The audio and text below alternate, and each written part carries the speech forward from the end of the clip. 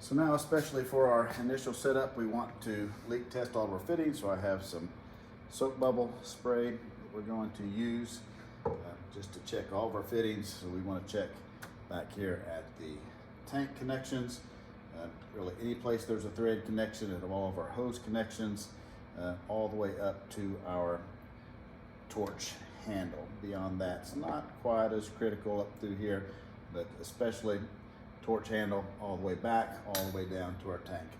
So first thing I'm going to do, so these regulators, the way they work, backed all the way out where there's no tension, that shouldn't allow any pressure to go out to our torch handle. As we crank those in, that's going to increase our pressure.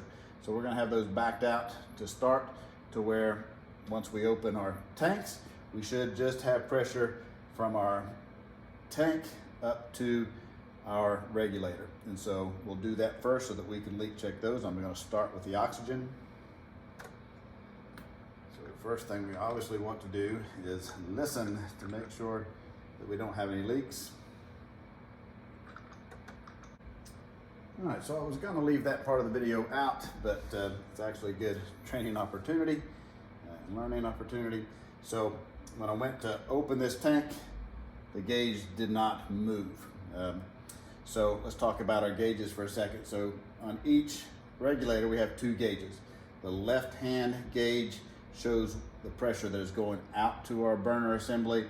The right-hand gauge shows the pressure that is coming in from the tank. And so when I went to open the oxygen, I saw that the pressure coming from the tank did not move. And so we actually had an empty tank that we were working with. So switched our tanks out. So now to leak check, I'm going to back our regulator all the way out. So all the way out, lets no pressure go out to our burner assembly. And as we crank that in, that's going to increase pressure to our burner. So we're going to back that all the way out till there's no tension there. And then when we open this up, we should see the pressure that's in our tank.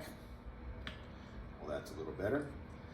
So we've got a nice full tank that we're working with.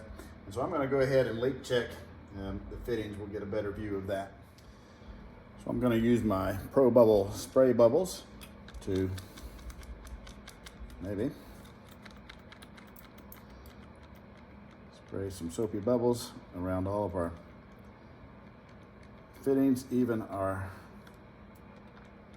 gauges. Make sure that we don't see any bubbles, and also, of course, we're going to listen for any hissing sounds that would indicate that we have something leaking. So we're looking good there. I'm going to clean all that up. So for the settling, we're going to have it opened all the way, so no pressure going out. I'm going to use my service valve tool to open the tank. Have good outlet pressure. Don't hear any leaks, but let's go ahead. Now acetylene too, we want to smell for leaks. So the acetylene has a pungent gas odor that if you smell that, then you're going to have a leak. But we're going to go ahead and use our soap bubbles to check every place that there's a connection, especially up here where we were loose. Check around our gauges.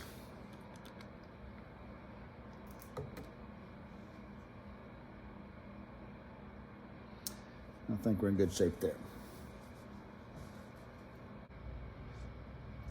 So now I want to leak check around our outlet fittings. That's going to be here coming off of the regulator and here at our torch head handle. And so we're going to start with the oxygen. And so again, cranking this in increases our outlet pressure, cranking it out decreases it. And so we're going to up our pressure, and we only want about 10 PSI. So I'm going to turn that till I hit 10 PSI. The PSI is on the outside edge. 10 is usually a good starting point. So we're going to get that to 10 and go ahead and leak check the fittings at our tank, or at our regulator rather. And we will go ahead and do the same down here at our torch head handle. I don't hear anything and I don't see any bubbles, so I think we're in good shape there.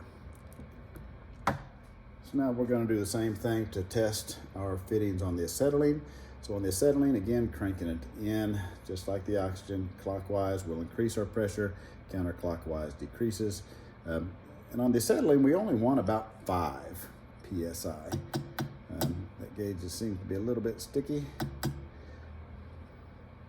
I'm going to take it up. I went a little bit too far, so I'm going to back it off a little bit. So we only want about 5 psi on the acetylene.